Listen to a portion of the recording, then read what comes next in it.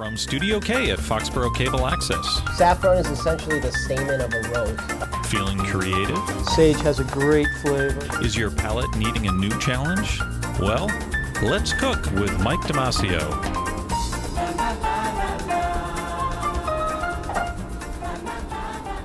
Hi everybody, and welcome back to another episode of Let's Cook with Mike. I'm your host, Mike Damasio.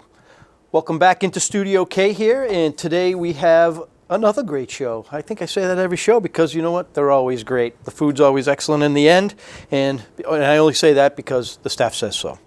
All right, so today we're going to do two Italian dishes. One is a dessert, and one is a pesto from the Naples region called pasta di rucola, which is basically a pesto made with arugula instead of basil, which is a traditional basil, the pesto that you would make. So for the pesto, I have my ingredients here. We're going to use this nice, beautiful, fresh arugula, cherry tomatoes, pine nuts, pasta, garlic, and the lemon zest, and of course the grana padano cheese that will be grated. For the Italian dessert, it's called chiacchiere. It's a traditional carnival dessert that you'd get, street food at a fair or something that's going on, some kind of fun event that's happening in Italy. And it's very basic, very simple, but it's also very delicious in the end. It resembles a fried dough, and you'll see how we're going to do it. And that's what we're going to start with, because we're going to make our dough. We're going to have to let it rest for a little bit, and while that's resting, we'll end up making our pesto and pasta. And in the end, we'll have a nice two-course meal for you. So if you're ready, I'm ready. Let's cook. All right. Start off with my gloves, as always.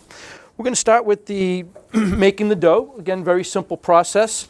We're just going to take the recipe you're going to get online is going to be for double what we're making here today, because this does make a lot of dessert. So we're just going to make half the batch here. So it's just going to be, we're going to whisk one egg. Put that in there. And we're going to get the sugar, which is going to be 1 tablespoon of sugar. Put this right in here. 1 tablespoon. Very good. Now, baking's not one of my fortes. I do just follow recipes for baking, and I do my best, and sometimes it comes out great, other times not so much. But following directions, I can do that.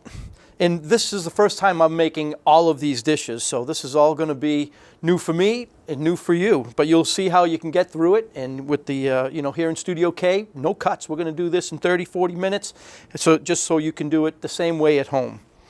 All right. Another ingredient in this cookie is a wine. You can use a grappa, you can use a red wine, anything that's just going to be a little sweet, and that's just going to be 1 tablespoon of that as well. Just adds a little bit of depth to the pastry when it's all finished. And then we're going to zest some lemon. Right here, we're just going to take 1 whole lemon here and just do about half of it. We're going to zest it all in here. This is just going to add, again, some nice flavor, sweeten it up. Don't want to get our little sticker here. All right. So we're going to do about a teaspoon of the grated lemon zest. That looks like a good amount. Save that, reserve that for later. All right, and then I blend this all together. I'm just going to do a little pinch of salt here. Very good. Mix this up. We're going to make sure the egg gets nice and whisked here.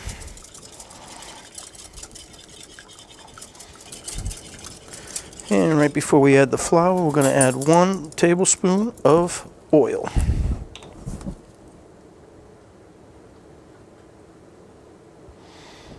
Once again, we're going to incorporate all this together.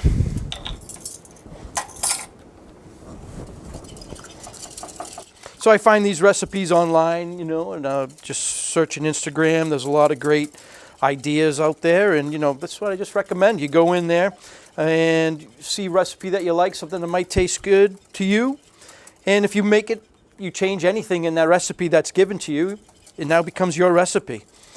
And you individualize it for your tastes.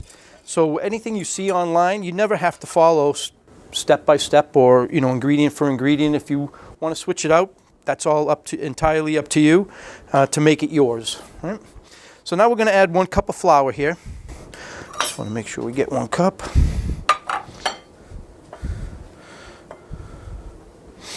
Measure that into a little measuring cup here. Looks like we got just about a cup here. Very good. And we're going to add this slowly. We want to get a nice blend in here. We don't want to have any lumps for this. So we're going to start. I'm going to start with a whisk so that we can blend it in and make sure it all incorporates nicely. And then as it starts to thicken, I'm going to switch over to a wooden spoon. All right, but let's get all this in here. We don't want anything sticking in between these slots of the whisk here, so that's why as it gets thicker, I'm going to tap this all out and start up with the spoon. Okay. So we're going to keep incorporating this little by little. Once it starts to get into a really good dough, you'll see it start to form, and once we get all the flour in here, we're going to transfer it to the cutting board below. But again, we're still just going to add this little by little. Eventually I'm going to go in there with my hands, but I want to get all the flour in here first. Let's get the rest in there.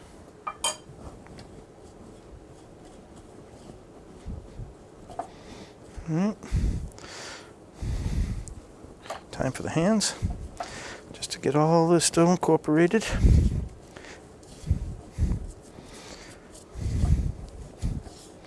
Once we get all this flour, or the majority of it, into this mixture here, we will move it to the board.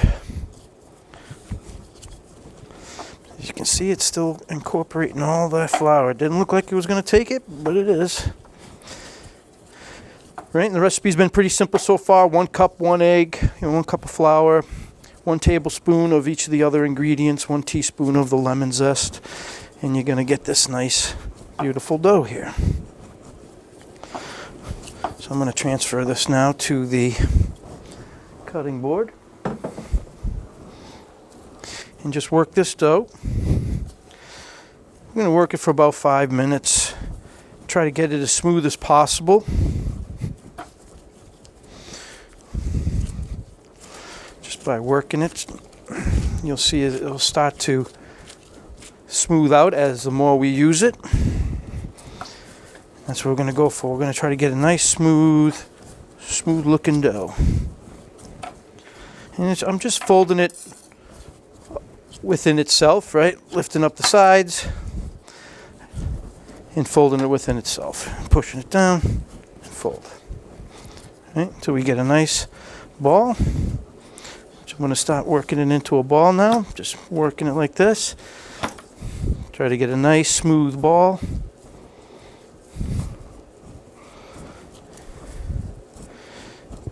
And here we go. All right, that looks great. That's good base for our dessert. So we're going to put this aside now for about 30 minutes or 20 minutes, and we'll be back with to start up with the pesto. Oop, and I picked the brand new wrap. Okay, so let's put this aside right over here. Get our dirty dishes aside. And now let's start making our pesto. All right, the first thing we want to do is we're going to toast our pine nuts. Grab ourselves a pan here. Oh, my pan's out. All right, let's turn on our little thing. Change up our gloves. So this pesto looks delicious. Again, traditional pesto is with a basil. This one is with an arugula. Okay, so I'm going to toast up our pine nuts here. No oil, just dry heat. It'll take just a few minutes. Okay. All right. So that is about a 1/4 cup of pine nuts. Okay.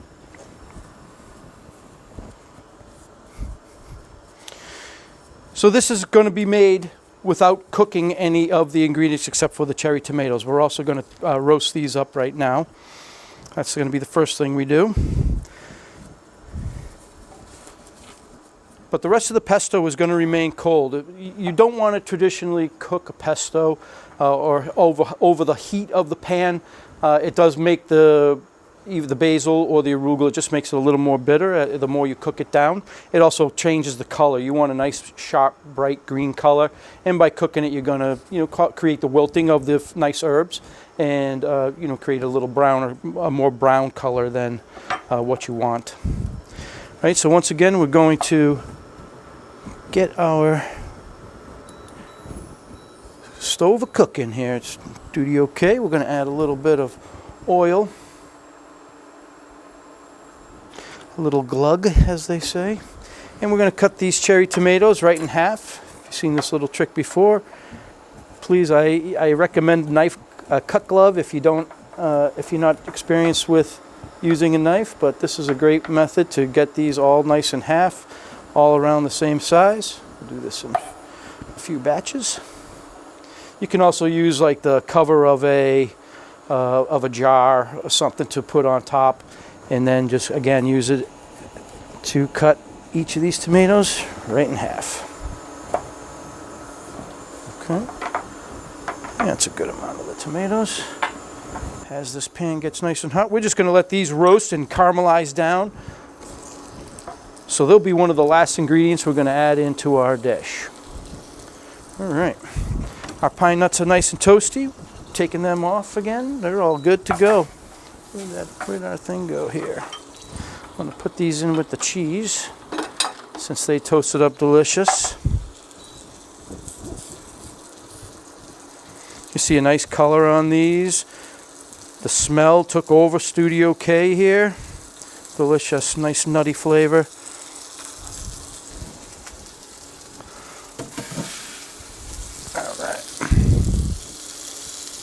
Okay, so we're just going to let these roast down. A little bit of salt, a little bit of pepper.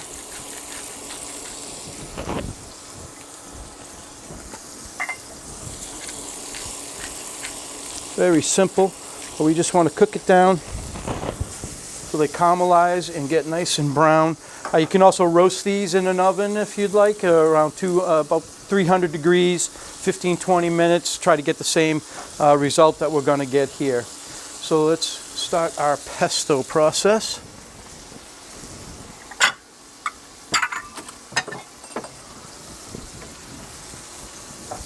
I was going to use our little blender, but I think our pesto is going to be too large for that little blender. So we're going to start our pasta now and make sure this gets nice and cooked. We have our water rolling already, so we are good to go there. Dishes are stacking up, crew. It's going to be a messy day today. All right. Let's just get this going. I had already salted the water earlier, so that is great to go. So now we're going to make the pesto. All right. So we're going to add so in Italy they call arugula rocket or Rucola, but they use this rocket. They usually use the full leaf. This is baby arugula. The supermarket didn't have any of the on-branch arugula that I would have liked to use for this, but this is still just as delicious. A nice peppery flavor does arugula have. It's just really delicious. All right, so we're going to add, we have the arugula in the pan. You're going to see why I have that water there as well. We're going to do 2 cloves of garlic here. We're going to mince these up nice and small. Take off that little end that holds on to the core of the garlic cloves. Get them off, just knock off both ends. Get the skin off easy. I usually just cut them down the middle. And again, for this, we won't have to cut these too small. I'm going to cut them as small as I can, but we really don't have to be specific with making them so small because we're going to be blending it all together a little later. But you see how easy when you cut them in half, all the skin comes right off, nice and easy. Saves time rather than trying to peel it away. So let's just rough chop this to a small, not quite a mince, but small enough. I see some of the garlic skin here. Let's get that out of there. All right. So these tomatoes are looking great, browning up nicely. I'm going to pull this off, let them finish over here. Delicious. This is what we're going for in these guys. Nice little char. Like I said, you could roast these as well. So you just want to be able to get a nice char like this. A little tougher to control here with our electric tops, but they're looking beautiful. I toss them over, and we can cook a little more on the skin side. Okay, but they're looking great. Pasta's going to be done shortly.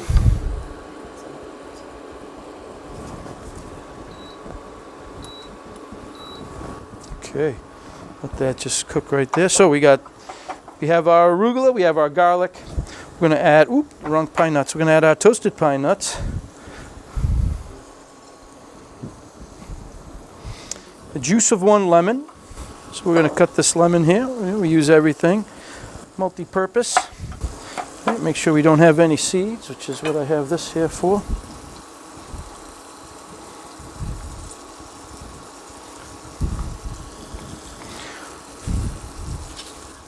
Try to get all the lemon juice out of here. That's really going to help balance the peppery flavor of the arugula. Put half a lemon there.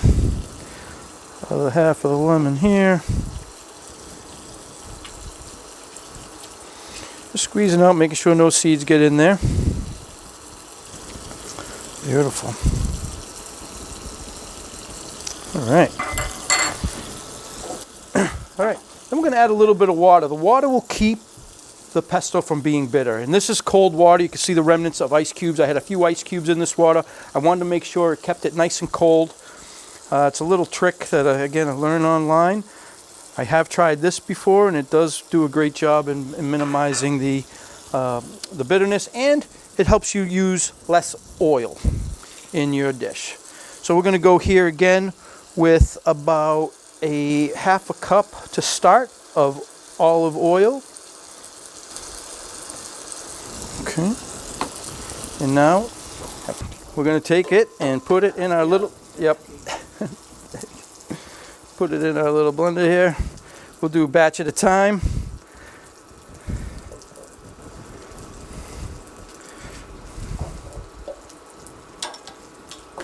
Let's get some of that liquid. Hey, we're learning as we're going along here in Studio K. Got to figure things out on the fly. We adapt, we persevere. Here we go. This will be batch 1, and then we'll make a second batch.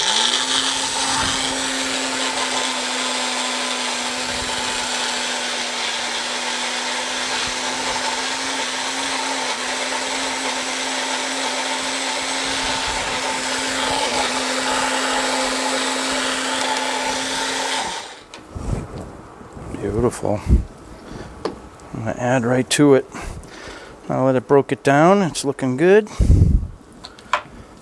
Going to remove our tomatoes. They are definitely caramelized well enough. And we're going to put the rest of this mixture in here.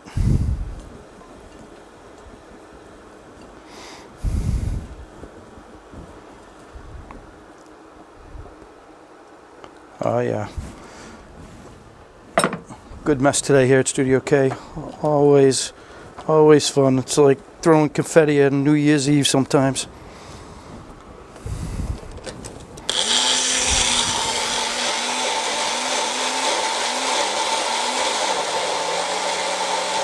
It's a nice, beautiful, rich color.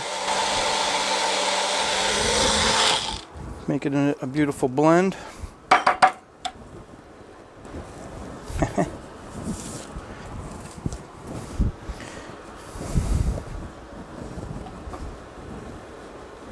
Okay, it's very slippery. All right, we're going to move this here. Okay, almost done here with our pesto dish, and as soon as this is done, we'll snack, and then we'll get into our dessert. Okay, our pasta is looking really good here. Excellent. We're going to go right from pan to pasta. All right, so let's remove some of these tomatoes. We're going to put them in our little container here off to the side. Okay, we're going to use, I need to take a 2-minute stop here to find another pan. Let's get the right pan here. Okay, we're going to take our pasta, add it to this pan here with a little bit of the pasta water included. We'll take the first batches without the water, add it right in this pan here.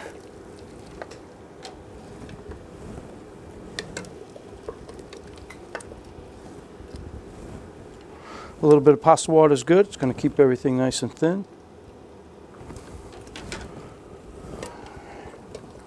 So again, you can see there's no heat on this pan. We're going to put the pesto right in here with the pasta. No heat on this pan at all. We're going to put half of our tomatoes on top.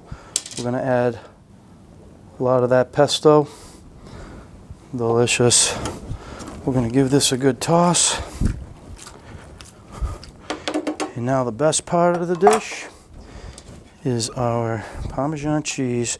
You do not have to be shy with the Parmesan. We're going to grade this down to deliciousness.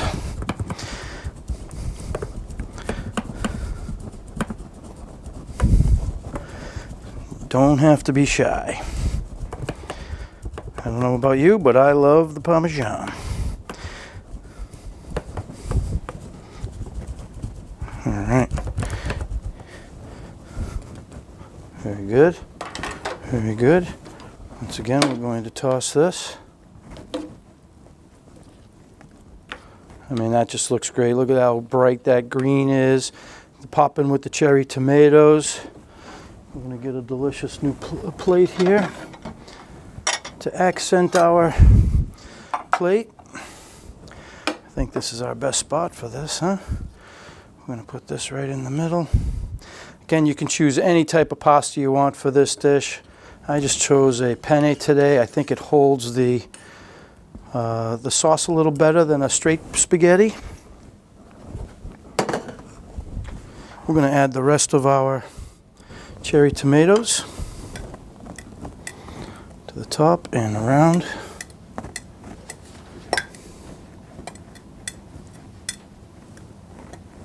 A delicious sauce. And of course, a little more Parmesan cheese. I want that big chunk falling in there.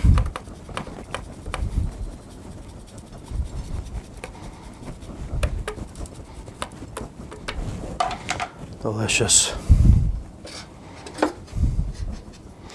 All right, so this is our first course here, our pesto de rucola. It's a delicious arugula pesto, roasted cherry tomatoes with penne pasta.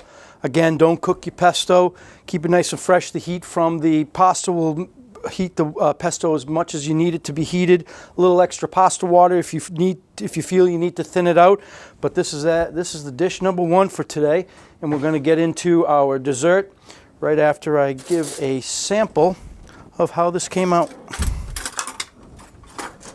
Let's see how we did.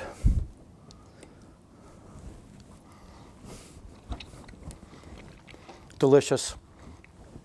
Easy to make, quick to make, not a lot of ingredients. Most of the stuff you're going to have at home.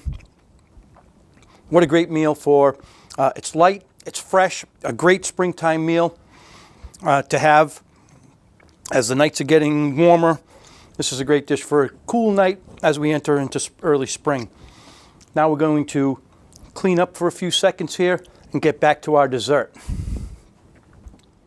Hey, welcome back. So we just finished our pesto dish, and before the pesto dish we made our dough for the cacchiere, which is the a Carnival street food dessert, basically like a fried dough.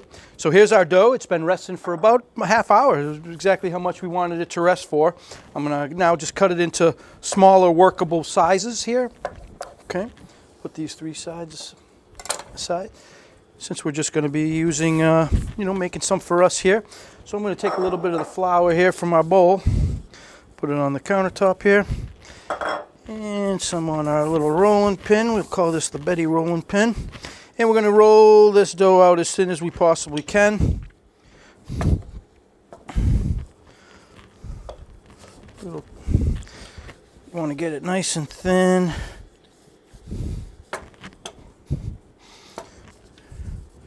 Right.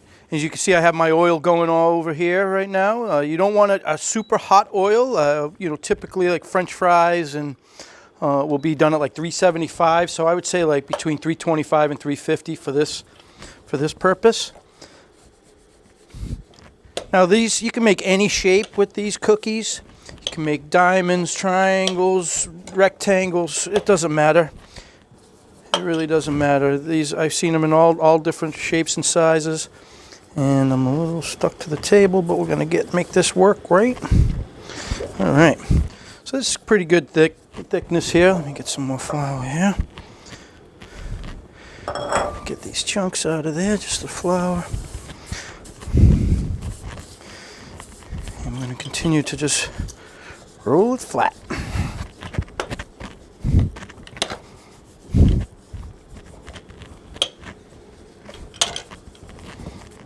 All right, much better.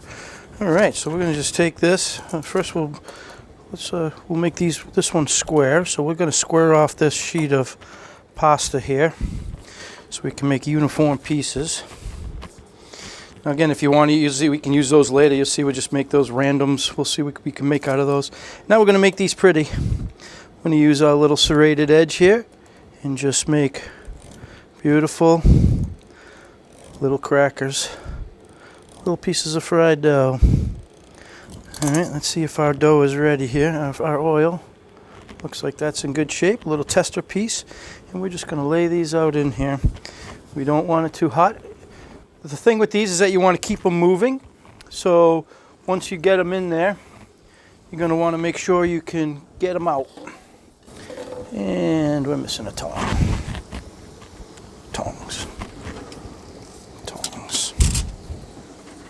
All right, so we just want to give them a flip as they keep cooking. You want to get them to nice and brown. All right, while they're getting into where we want them to go, we're going to start our second piece here. Some more flour.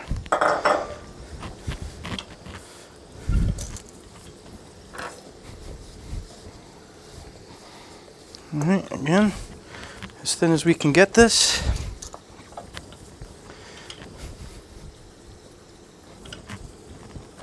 And these are great little dessert for any occasion, really. Kids love it because it's, you'll see we're going to top it with sugar in the end. So, you know, you top it with powdered sugar and it's a kid favorite immediately. And they're nice, they're light. You saw the ingredients. They're going to have a little bit of a unique taste because of the little bit of wine we put in here today, but it's not overwhelming. It's just wine is such part of the culture that they use it whenever they can.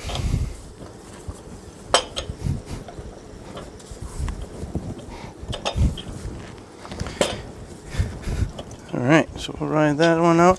So once again, we'll just try to square this off as best we can. And what we'll do here is we'll make, with this edge,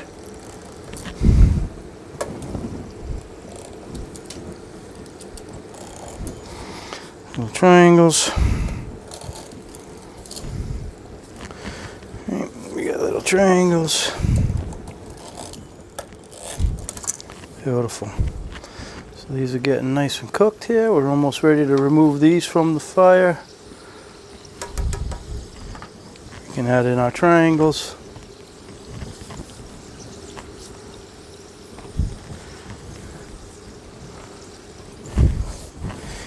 And then, like I said, we'll take out these. Ooh, yep. Okay. Take out these.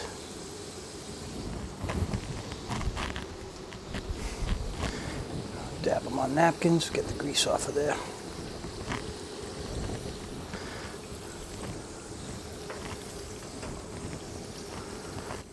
All right, then like I said, with the, you know, with our spare pieces, we can do whatever we want. Let's try a little twisty upper, try a twisty there. We'll make these all little twisties. See if they hold up. It's all up to you. Use your imagination. You can do whatever you want with these things. Another twisty. Just keep making these little twisty sticks. See how they come out.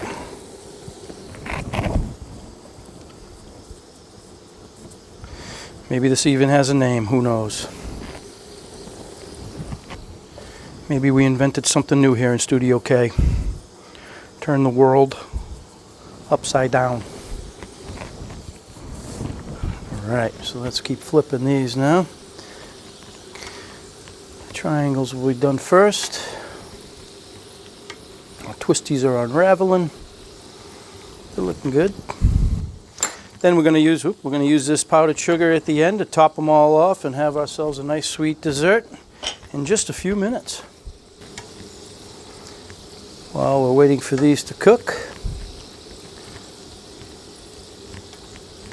just want it to get a little bit brown like the ones we have here already. Right? So we're just letting everything brown up a little bit. Again, very simple, very easy. Kids will love it. Great little treat any time of the year. These are usually a holiday cookie. But again, you just find them at street festivals and fairs, anywhere, and just like you find fried dough. Around here, you find these little stands all over Italy in any kind of fair they might be having. All right, so we're getting nearly done here. Push these off to the side now that they are done. Just another minute.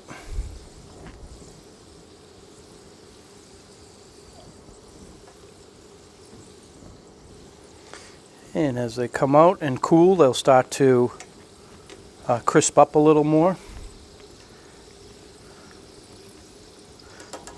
As these finish, I'm just going to take some of our powdered sugar here and go over our cookies.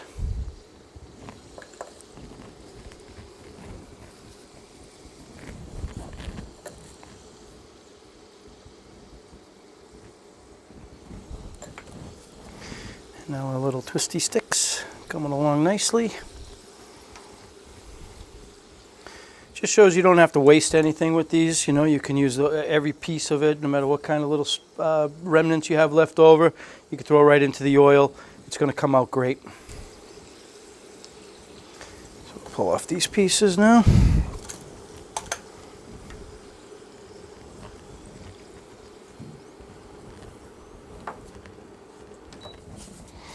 Get these a little so they're not so greasy.